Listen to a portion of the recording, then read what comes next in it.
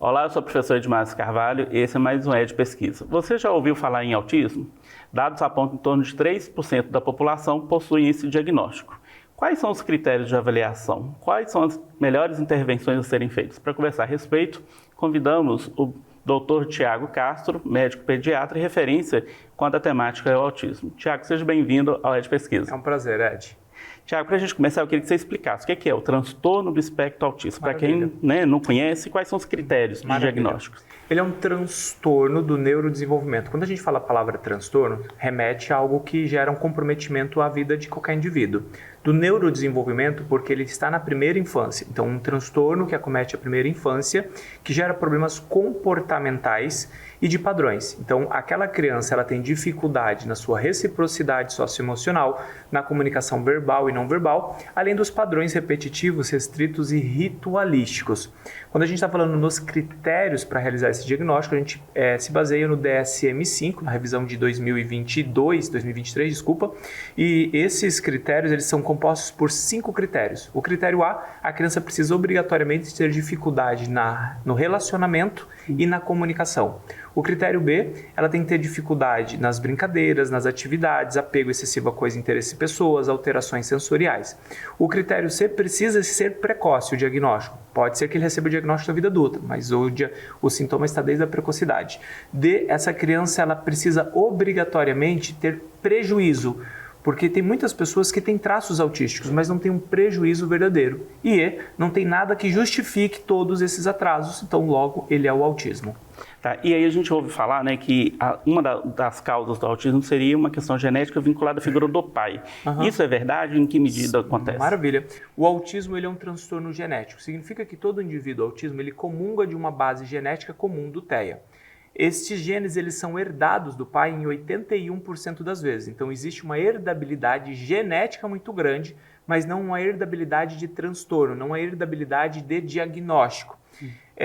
Os outros 20% dos autistas genéticos, eles são frutos de alterações que eles mesmos produzem no processo de desenvolvimento neurobiológico e tudo mais. Então sim, o pai pode influenciar. Mas mais do que isso, alguns fatores como a idade do pai, o estado físico do pai, não só do pai, como da mãe também. Então a criança ela está fortemente associada a um maior risco diagnóstico quando eu tenho uma mãe com sobrepeso, quando eu tenho um intervalo muito curto entre as gravidez, quando eu tenho alterações de infecções dentro do espaço gestacional, como citomegalovírus, rubéola, toxoplasmose, quando essa criança passa por injúrias muito significativas, tanto no seu estado gestacional, como logo pós o nascimento. E aí o diagnóstico, a recomendação é que seja feito o mais rápido possível. Qual que é a orientação? O diagnóstico ele pode ser realizado até mesmo antes do 1º ano de idade. Não existe idade mínima para fazer diagnóstico. Então a gente tem falado recentemente sobre o diagnóstico ultra precoce. Mas o mais comum é que a mãe procure ajuda geralmente após 1 ano, 1 ano e 3, 1 ano e 6, que é quando começa a ficar mais evidente ou quando a mãe tem mais parâmetro, porque uma criança de 6 meses, por exemplo, ela não entende se o choro é algum transtorno ou se o choro é choro de bebê. Mas com 1 ano e 6 meses, a criança precisa falar 50 palavras e a criança dela não fala nenhuma. Ela consegue ter uma medida mais exata que seu filho tem alguma coisa. E aí isso tem a ver com a poda neural? Como que Maravilha. Todos nós, durante a nossa vida inteira, fazemos esse mecanismo chamado apoptose, ou seja, poda neural. Nós nascemos com um cérebro muito grande, com bilhões e bilhões de neurônios, e nós vamos podando para que eles possam ter uma melhor especificidade, uma melhor especialização. Quando o cérebro do autista nasce, ele nasce um cérebro diferente e chega uma determinada fase da vida que todos nós fazemos grandes podas e o autista não faz essas podas. Isso faz com que ele tenha mais conectividade, isso faz com que ele tenha mais caminhos para pensar, isso faz com que ele tenha mais processamento, só que um processamento disfuncional. Então o autista, em vez de podar, ele não poda. É o que muita gente às vezes até confunde, eles acham que ele poda demais. Não, ele poda de menos, só que por não podar, ele acaba naturalmente tendo mais dificuldades. E aí os critérios de diagnóstico, eles estão amparados no DSM-5, né? Qual é a relação de aspectos sociais, coletivos, por exemplo, do movimento da comunidade autista? Na sua avaliação, isso tem um impacto também em repensar os critérios de avaliação ao longo do tempo? Os critérios, eles são, de certa forma, muito enraizados desde a década de 80, quando o autismo ele é inserido no DSM-3, porque eles são, de certa forma, abstratos, mas muito contemplativos. Vamos pensar, por exemplo, o critério A, baixa reciprocidade socioemocional. Isso é um conceito abstrato, porque, por exemplo, a gente pode estar tendo um relacionamento e eu, por uma série de coisas, estou te dando menos atenção, ou seja, eu tenho menor reciprocidade com você. Estou te dando um exemplo de uma coisa normal de menor reciprocidade. Mas no autismo, essa reciprocidade ela é pela empatia, pela atenção, essa reciprocidade é pelos interesses específicos, essa reciprocidade é pelo hiperfoco, ou seja, ela é bem contemplativa em tudo aquilo que venha porventura ser menor reciprocidade entre eu e você. E desde o contato visual, que é algo muito pequeno das crianças, responder comandos, conversar, falar.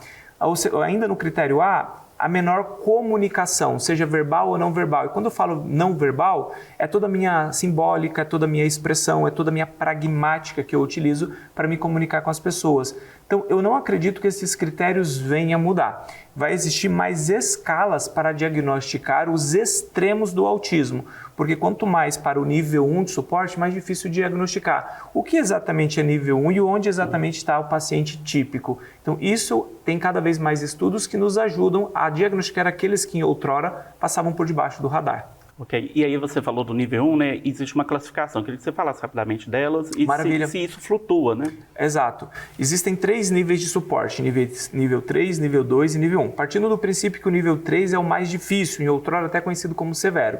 O nível 2, intermediado, moderado, e o nível 1, que outrora era conhecido como leve. Mas nós não utilizamos o nível severo, leve e também moderado, porque o nível ele flutua, então... Como eu vou dizer exatamente o que é leve para uma pessoa ou severo para outra pessoa, se ele pode sair dali? Inclusive, ele pode ter menos sofrimento do que o nível 2, por exemplo, em detrimento ao nível 3. Então, o autista, sim, geralmente ele nasce com um nível de suporte, podendo ser 3, 2, 1, e ele pode ir regredindo esse nível, passando para o 2, 1, e até a ponto dele perder a sintomatologia do transtorno do espectro autista. Ele não deixa de ser autista, mas ele deixa de ter os prejuízos que outrora configuraram o transtorno. E aí essa classificação dos níveis, né, e até dos diagnósticos, o que tem de mais novo, assim, de atualização diagnóstica? Maravilha. O CID-11, ele teve uma atualização. O CID é o Código de Doenças Internacionais. O CID e o DSM sempre andaram muito juntos. E o último CID, ele trocou, em vez de ele usar níveis de suporte, ele usou a classificação. O paciente tem linguagem ou não tem? Qual tanto dessa linguagem? O paciente tem ou não tem deficiência intelectual? Então, para ele classifica muito mais em linguagem, comunicação e deficiência intelectual, sendo lógico esses 2 fatores determinantes para a evolução do indivíduo. Mas o DSM eu não acredito que ele vai fazer. Na minha opinião, a gente poderia até criar subdivisões aqui dentro, porque, por exemplo, eu posso ter um nível 3 sindrômico que é diferente de um 3 não sindrômico. E ele tem uma classificação específica, né? Nos Estados Unidos, a gente já utiliza o termo de autismo profundo. Então, para aqueles autistas específicos, a gente vai utilizar o termo profundo. São algumas considerações. Existem alguns estudos que apontam diferenças com outros marcadores, além do gênero, né? Você falou anteriormente da figura do pai, da mãe. A questão, por exemplo, de raça, de sexualidade, como que é isso? Sim. Sim, o autismo ele é mais prevalente em homens do que mulheres. Existem algumas explicações fisiológicas, anátomo-funcionais, existem algumas explicações genéticas, então ele é mais prevalente no homem, até a explicação antropológica, e ele é mais prevalente em caucasianos. Então essas são 2 classes ou raças, enfim, que são mais comuns. No campo da sexualidade tem alguma interferência? Mais homens do que mulher. O autismo ele é na proporção de 4 para 1. 4 meninos são diagnosticados para cada uma menina. Na vida adulta, essa proporção ela meio que se equipara, é um homem para uma mulher. Então, a gente tem uma proporção mais igual. Por quê? Porque a gente faz mais diagnóstico nos meninos, quando eles são crianças e, por consequência, eles evoluem.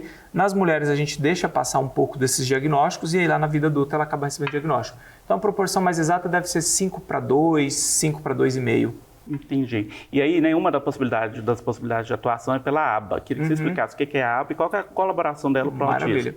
A ABA é a ciência com maior robustez, né? Skinner, quando traz isso e outros autores importantes, é uma ciência que tem mais de 50 anos de validação.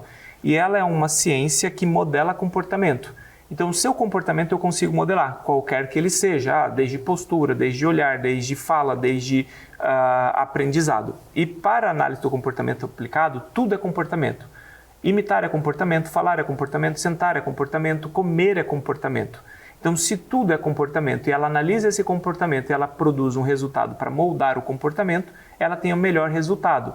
Quando eu falei lá sobre os critérios do autismo, eu falei que o autismo era um transtorno de comportamento. Sim. Então, a ciência, ela transforma o comportamento. Por isso que é uma ciência muito bem validada. A ciência ABA, o ABA é uma sigla em inglês, mas em português significa análise do comportamento aplicada. Analiso o comportamento e aplico para que ele possa produzir resultado.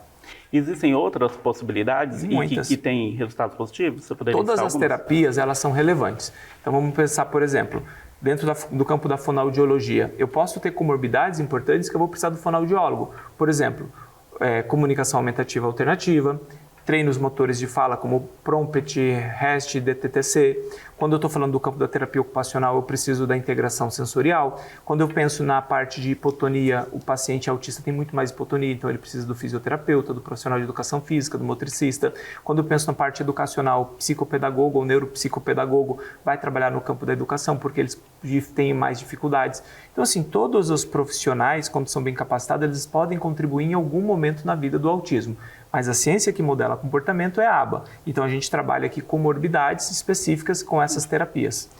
Existe uma polêmica, né, atualmente, que é a questão de que algumas pessoas defendem que, no contexto da educação, as pessoas com autismo deveriam estudar em salas específicas, ainda que na escola regular. Maravilha. Qual é a sua avaliação dessa proposta? Vamos pensar o seguinte, você não é a média das 5 pessoas que você vive? Se você coloca 5 autistas comprometidos, eles vão aprender com 5 autistas comprometidos. Se você coloca ele com 5 crianças típicas, qual o comportamento que ele vai copiar? Das 5 crianças típicas. Então faz sentido que crianças autistas com nível de aprendizado, porque não adianta também você colocar uma criança totalmente disfuncional na sala para fingir que está fazendo inclusão. Isso você atrapalha essa criança e os outros 5 à sua volta. Mas quando ela tem repertório de aprendizado, o melhor para ela é que ela estude em uma escola com crianças típicas, ou seja, um ensino regular. Então não é a exclusão dessas crianças em salas específicas. Não vai funcionar. Entendi. E aí, né, em relação ao autismo, uma outra questão também é em relação ao diagnóstico, a gente tem visto aumentar o número de diagnóstico. E aí a gente tem um grupo que são os autistas que já são adultos, que por algum motivo na infância não conseguiram né, esse processo. Como que é o tratamento ou acompanhamento de um autista adulto? Maravilha. De alguma forma, fortalecer a rede de apoio, melhorar suas tomadas de decisões, ajudar no seu autorreconhecimento.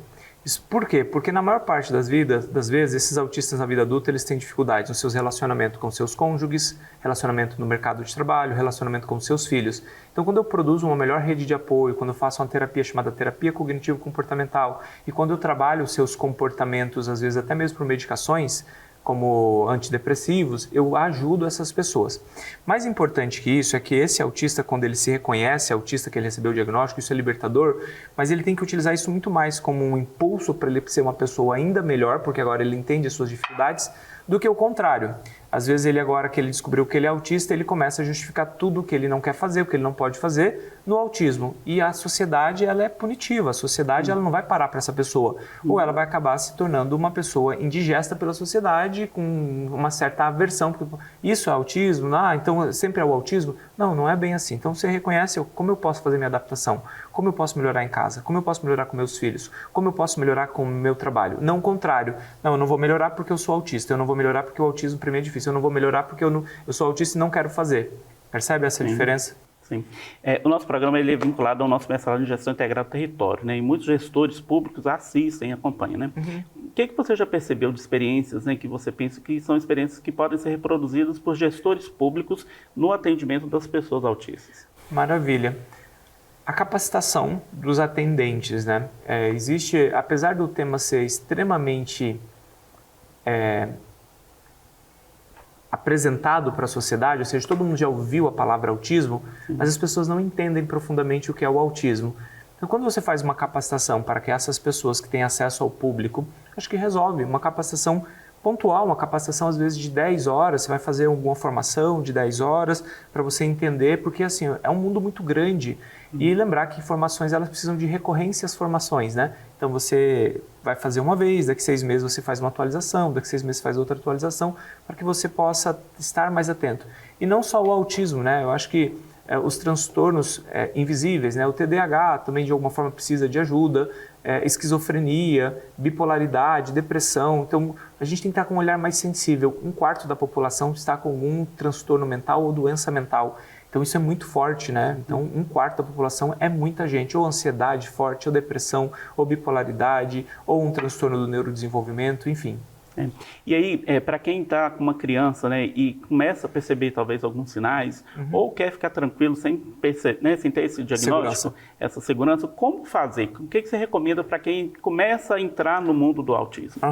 Bom, se é um pai ou uma mãe que está com algum sintoma ou sinal que lhe chama atenção, é procurar ajuda o mais breve possível, né? E quem é essa ajuda? O profissional mais próximo dela que ela confie. Pode ser o fono, pode ser o TO, pode ser o psicólogo, pode ser o neuropsicopedagogo, desde que essa pessoa tenha domínio sobre transtornos. Pode ser o pediatra, pode ser o neuropediatra, o psiquiatra infantil. Então, buscar ajuda porque ela não vai conseguir resolver isso sozinho neste momento.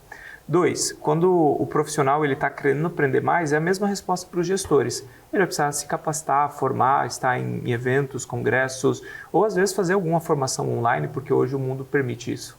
E aí, pensando, para a gente finalizar, né, pensando numa sociedade mais inclusiva, né, igualitária para todos, qual a mensagem que você deixa para as pessoas em relação a conhecer o autismo, no geral? Maravilha. Essa é uma pergunta complexa, porque existem muitas camadas nessa pergunta, né? Então, de quem é a responsabilidade da saúde? É do sistema. Então, o sistema deveria produzir conhecimento suficiente para que as pessoas soubessem mais do seu serviço? Sim. Então, quando eu penso, por exemplo, em gestor público, se ele capacita bem todas as escolas nesse tema, eu tenho o grupo de crianças todos em escolas. Então, olha só a importância de eu capacitar os professores, né? Quando eu estou pensando em empresas, principalmente empresas maiores, se o autismo é para cada 20 ou 30 pessoas, significa que qualquer empresa com 100 funcionários, ela vai ter pelo menos 3 ou 4 autistas e mais uns 2, 3 TDAH e mais um que tem ali uma dislexia. Ou seja, 10 pessoas com algum transtorno. Essa empresa está ciente. Eu tenho empresa, né? Eu tenho um autista nível 2-1, ele é um autista de muito suporte, que a gente faz um trabalho de inclusão mesmo. Eu tenho um autista nível 1, eu tenho 2 autistas nível 1 e uns 3 TDAHs comigo. Eu entendo o seu processo. Eu tenho um menino, inclusive, que é designer, que é o melhor designer que eu já tive, mas ele é dislexo. E ele, às vezes, ele faz um design incrível com uma letra errada. Então, assim, em vez de eu ficar, você não entende que essa letra está errada, corrige essa letra, porque o designer ficou muito bom. Só a letra que ficou errada. E aí, né, o seu relato demonstra a importância, né, de a gente apurar o olhar, né, para esse público e, de fato, promover a inclusão. Tiago, agradeço a sua presença e convido a você a assistir os outros programas da Ed Pesquisa e a programação da Univale TV, a TV que te conecta ao conhecimento.